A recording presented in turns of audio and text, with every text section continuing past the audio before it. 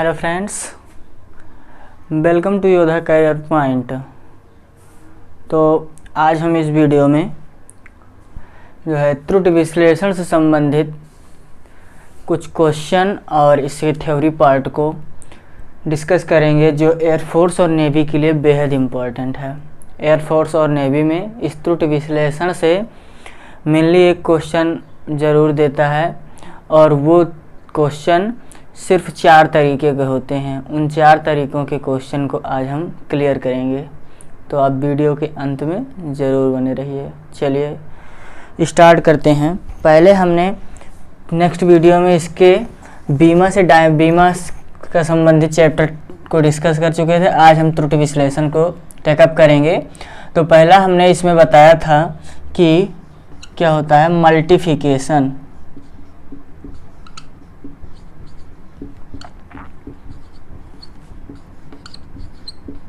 हमने पहले बताया था कि जो त्रुटि विश्लेषण है उसमें पहला होता है कि मल्टीप्लिकेशन फॉर्म। मल्टीप्लिकेशन का पहले तरीके से क्वेश्चन इस तरीके से पूछा जाता है। तो पहला है आपको मल्टीप्लिकेशन फॉर्म कैसे क्या होता है, लिखा हो आपके सामने z इक्वल टू XY, ये आपका मल्टीप्लिकेशन फॉर्म है। तो इसको लिखने का तरीका क्या होता है कि delta Z upon Z into 100 equal to delta X upon X into 100 plus delta Y upon Y into 100। ये आपका था मल्टीप्लिकेशन फॉर्म। और अब इसमें ये किस तरीके का क्वेश्चन इसमें आपसे पूछा जा सकता है, ठीक है। इसमें जो है आपसे पहले क्वेश्चन ये रहेगा, क्वेश्चन रहेगा आपका यदि किसी गोले के त्रिज्या में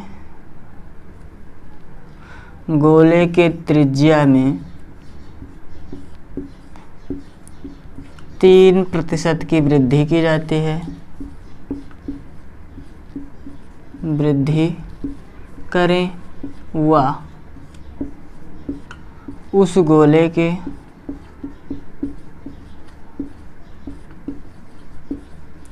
घनत्व में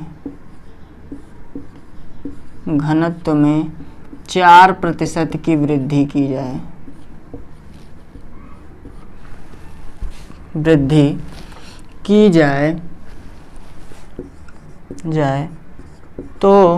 गोले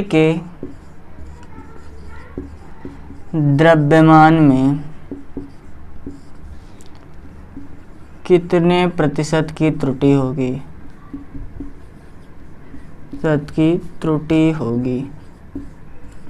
तो ये क्वेश्चन आपके एयरफोर्स नेवी में इस तरीके से क्वेश्चन पूछा जा सकता है, ठीक है, कि यदि किसी गोले की त्रिज्या में 3% की वृद्धि करें व उस गोले के घनत्व में 4% की वृद्धि की जाए तो गोले के द्रव्यमान में कितने प्रतिशत की वृद्धि होगी।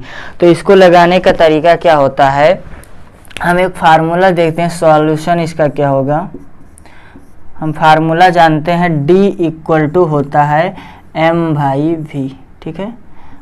और हाँ, मेन इम्पॉर्टेंट क्वेश्चन ये कि इसमें ये केवल जो है त्रुटि जो है ये त्रुटि केवल 5% के लिए लागू होगी, ठीक है, 5%। और उसके आगे का अभी हम बताएंगे। अगर 5 से ज़्यादा जैसे 10, 15, 20% दे देता है तब क्या लगेगा। अगर 3% दिया है तो ये लगेगा। और इन्होंने गोले के द्रव्यमान में कहा है ना, तो ठीक है, चलिए देखते हैं सॉल्यूशन। M/D क्या होता है, घनत्व इक्वल टू होता है, घनत्व बराबर होता है द्रव्यमान बटा आयतन। इतना तो मेनली सबको मालूम होगा, ठीक है।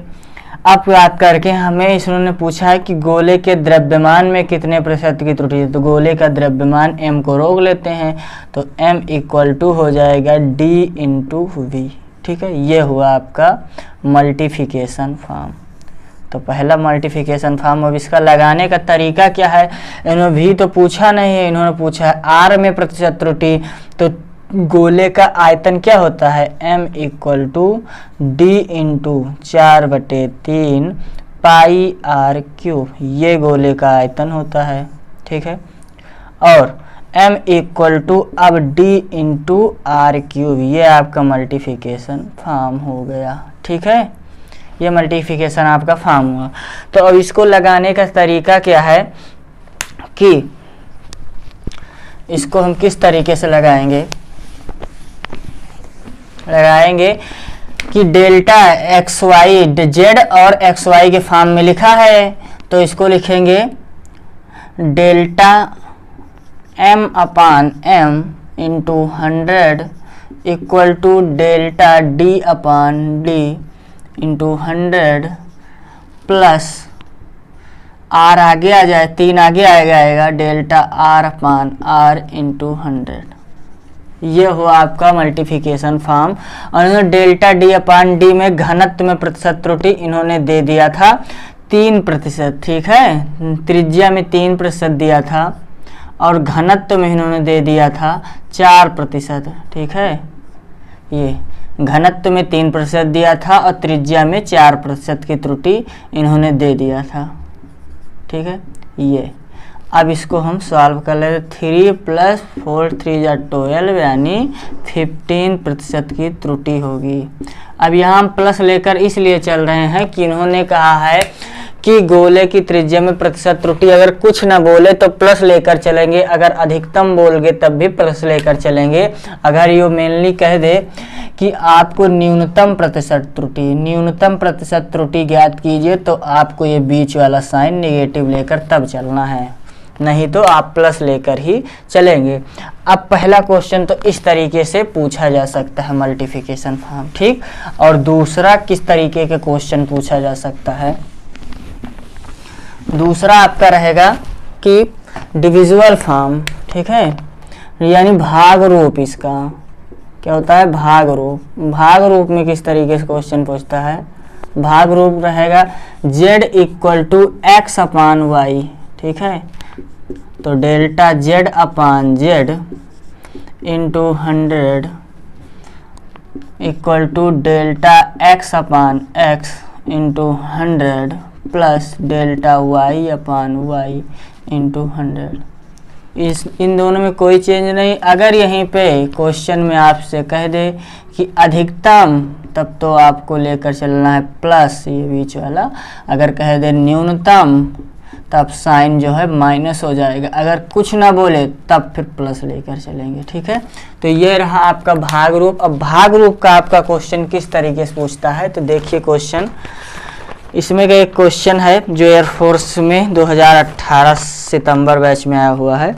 देखिए, एक तार के प्रतिरोध में, पहले क्वेश्चन कह रहा है एक तार के प्रतिरोध में प्रवाहित धारा इस पर लगे विभवांतर का माप किया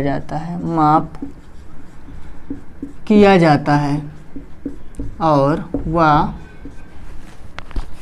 धारा व विभवांतर प्रत्येक में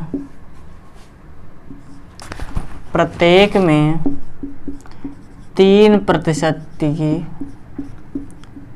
त्रुटि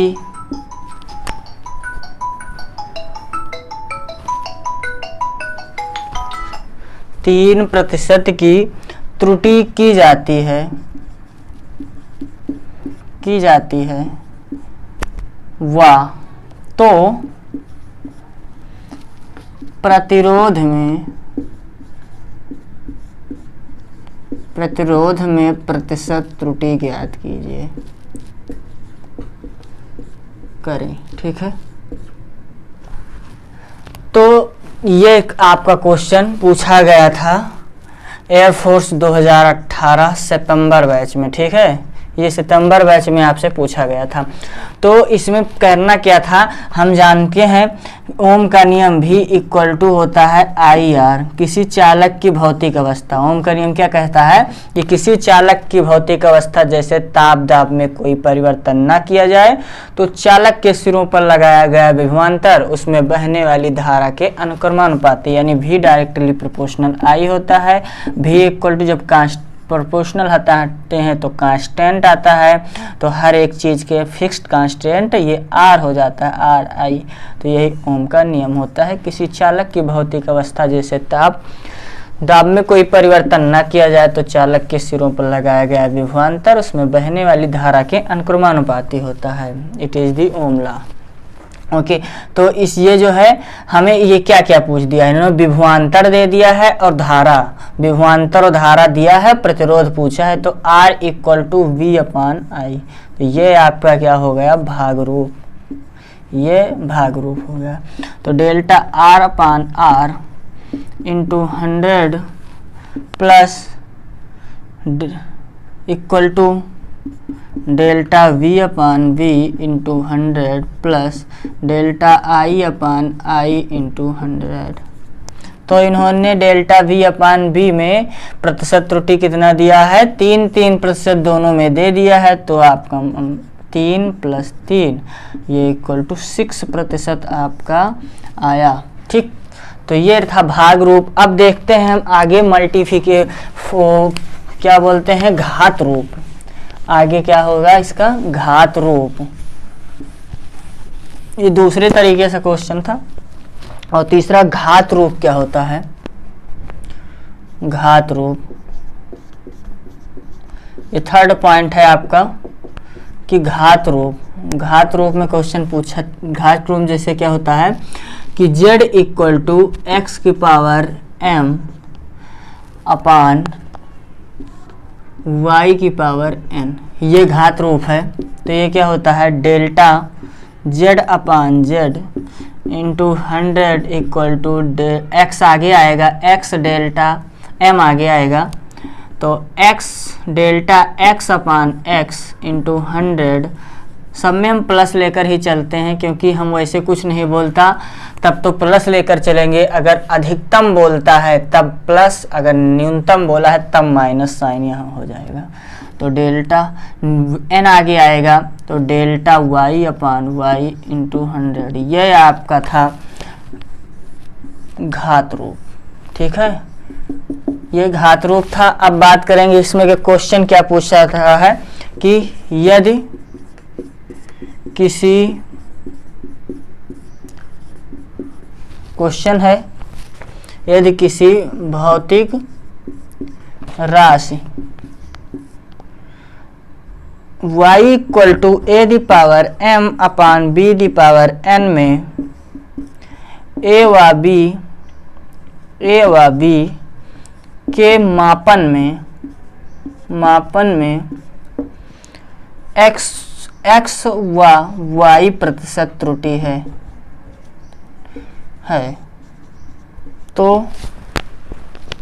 तो y में अधिकतम प्रतिशत त्रुटि ज्ञात कीजिए। तो y में अधिकतम प्रतिशत त्रुटि ज्ञात कीजिए। तो हमने अभी बताया था अब इसका क्या करेंगे, delta y/y into 100 equal to m into delta a/a into 100 plus b आगे आ जाएगा n डेल्टा b/v इंटू 100, ये था। और उन्होंने m इंटू डेल्टा a/a में प्रतिशत त्रुटि, a और b में प्रतिशत त्रुटि x और y दिया है। तो x प्लस n वैसे, और डेल्टा b/b में प्रतिशत त्रुटि y दिया है। तो आपका y इक्वल टू, ये ऑप्शन फ्रेम करता है mx प्लस ny। इस तरीके से कभी कभी ऑप्शन में देता है या कभी कभी इस तरीके से ये लिख देगा है डेल्टा y/y इंटू 100। ये तो ये था घात रूप। अब हम आगे बात करेंगे नेक्स्ट, इसका एक क्वेश्चन और देखिए कि जो अगर इससे देता है तो इससे ट्रिपल नहीं देगा, ठीक है। जैसे क्वेश्चन है, एक प्रयोगशाला में, 4th नंबर, एक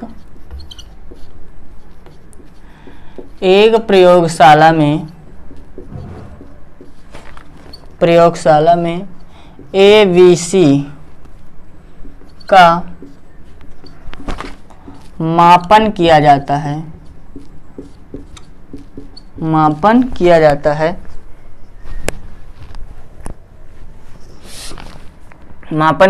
है, तथा x का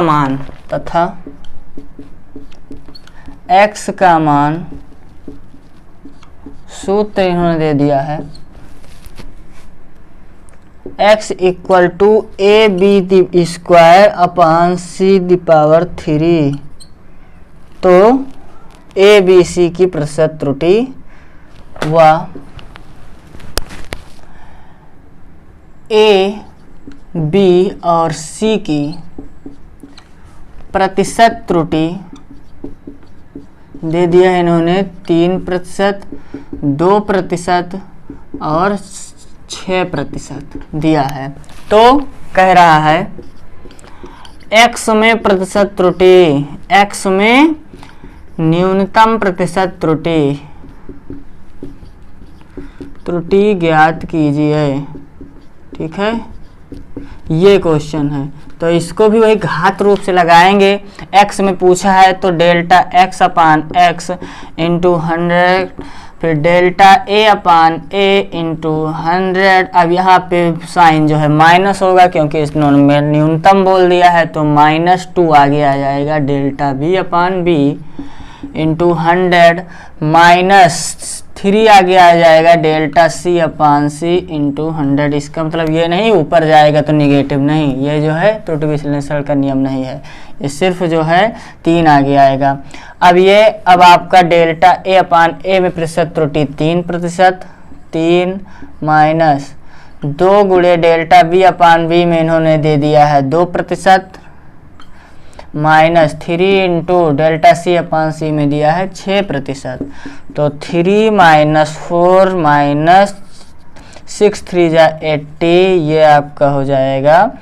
इसमें से एक घटा देंगे तो आ जाएगा -1 - 18, तो ये आपका बचेगा -19% की कमी होगी। कभी कभी ऑप्शन में ये भी कह देता है कमी होगी, बढ़ेगी या नियत रहेगी, तो आपकी क्या होगी, कमी होगी, क्योंकि माइनस आया है। अब आगे बात करेंगे हम कि और क्वेश्चन आता है, बात करेंगे कि जो हमने अभी शुरुआत में ही लिख दिया था कि 5% की, अब 10% की बात करेंगे हम, ठीक है। 10% में किस तरीके से आएंगे। 10% वाला क्वेश्चन कैसे रहेगा, देखिए। यदि किसी कण के रेखीय संवेग में, क्वेश्चन है, यदि किसी कण के रेखीय संवेग में 10% की त्रुटि की जाती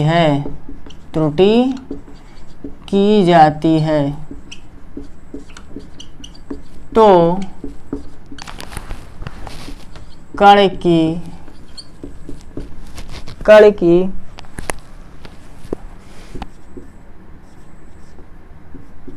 गतिज ऊर्जा में कितने प्रतिशत की वृद्धि होगी, ठीक है। तो इसका पहले काइनेटिक एनर्जी का हम फार्मूला सॉल्यूशन इसका किस तरह के लगेगा। काइनेटिक एनर्जी का फार्मूला जानते हैं, 12mv²। और अब हमें संवेग के फॉर्म में इसे बनाया है, तो ऊपर m से गुणा, नीचे m से भाग, तो ये आपका हो जाएगा 1/2m m²v²। तो p इक्वल टू क्या होता है, mv, वही लिखा है यहाँ पे। तो ये हो जाएगा 1/2m p²। ये हो गया आपका काइनेटिक एनर्जी फार्मूला, संवेग और द्रव्यमान के रूप में, ठीक है। और एक हो जाएगा p square equal to 2m/k e या p इक्वल टू √2m/k, ये होगा, ठीक है। अब बात करेंगे हम काइनेटिक एनर्जी के टर्म में, इन्होंने और संवेग के टर्म में पूछा है।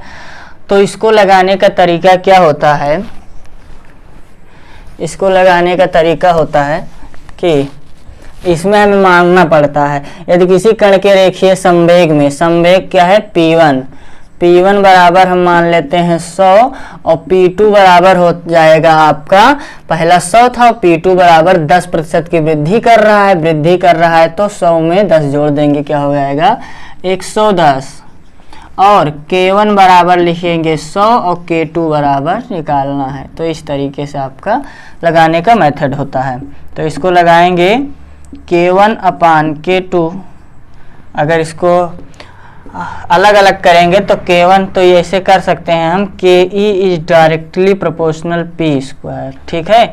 अब 2m यहाँ कांस्टेंट मान लेते हैं क्योंकि हमें P² से मतलब है, तो इसको लिखेंगे हम KE1/KE2 इक्वल टू P1/P2 का होल स्क्वायर, ये लिखने का तरीका होता है, ठीक। तो K1/K2 इक्वल टू P1/P2 का होल स्क्वायर, और K1 इन्होंने दे दिया है हमारा कितना 100 और K2 दिया है अज्ञात है, P1 दिया है 100 और बटा P2 दिया है 110 का होल स्क्वायर। अगर SB हम कर देते हैं स्क्वायरिंग बोथ साइड, तो 10/100 इक्वल टू आ जाएगा 100/110। इस 0 से ये 0 कैंसिल, ये आएगा आपका 110 इक्वल टू आपका आ जाता है 10, ठीक है। और यहाँ पे भी ये 0 कट जाएगा, ये यहाँ काट दीजिए। K2 इक्वल टू 11, K2 बराबर आपका आ गया 11। तो K2 अब आपकी क्या होगी, गतिज ऊर्जा में प्रतिशत त्रुटि क्या होगी, गतिज ऊर्जा हम मान चुके थे पहले ही, K1 बराबर 100, ठीक है, K1 बराबर 100 और K2 बराबर आपका निकल आया 11। तो प्रतिशत त्रुटि गतिज ऊर्जा में क्या होगी, प्रतिशत त्रुटि आपकी हो जाएगी K1 माइनस K2। K1 था 100 माइनस 11, आपका आ जाएगा ये जाकर 89% आपका आ जाएगा, ठीक है। और अब आपका नेक्स्ट क्वेश्चन हम बात करेंगे इसमें, और एक तरीके का क्वेश्चन, यदि देखिए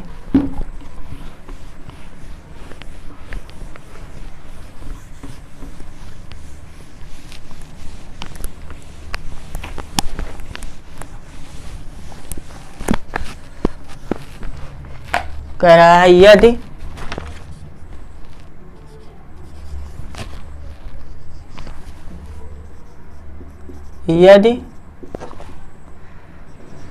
कण के बीच की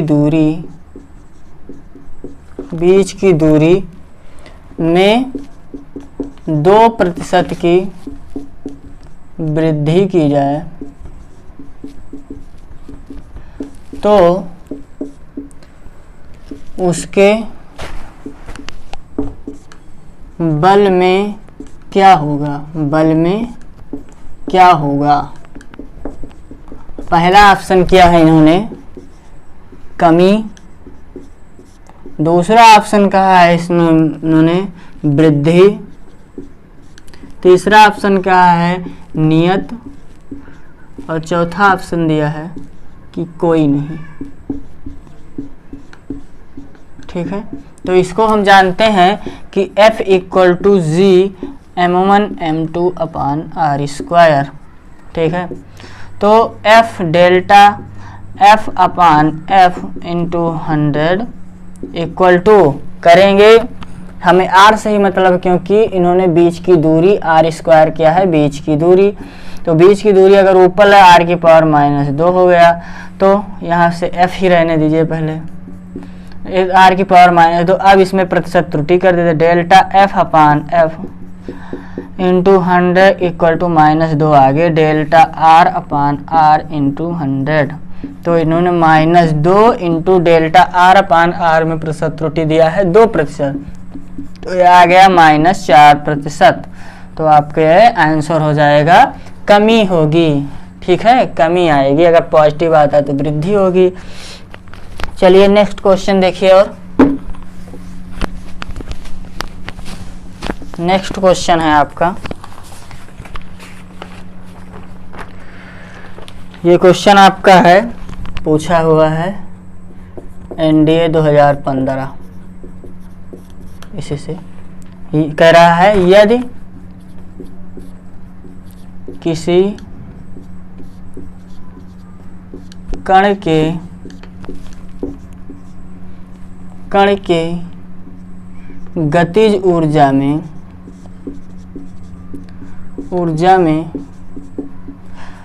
19% की कमी कर दें तो रेखीय संवेग में कितने प्रतिशत की त्रुटि होगी। ठीक है, तो यहाँ भी वही kinetic energy equal to p² upon 2m, और उन्होंने गतिज ऊर्जा दिया है तो k1 बराबर मान लेते हैं अगर हम 100, तो k2 बराबर यहाँ पे 119 नहीं होगा क्योंकि कमी बोला है, तो घटा देंगे 100 में से 19 81, और p1 बराबर 100 मान लेते हैं और p2 बराबर अज्ञात करना है। ठीक है, तो k1 upon k2 equal to p1 upon p2। ठीक है, तो k1 इन्होंने p2 का होल स्क्वायर, और k1 इन्होंने दे दिया है, k1 आपका है 100 बटे 81 इक्वल टू p1 दिया है आपका इन्होंने 100 और p2 अज्ञात करना है स्क्वायर। स्क्वायरिंग बोथ साइड करेंगे तो 10/9 इक्वल टू हो जाएगा 100 बटे p2।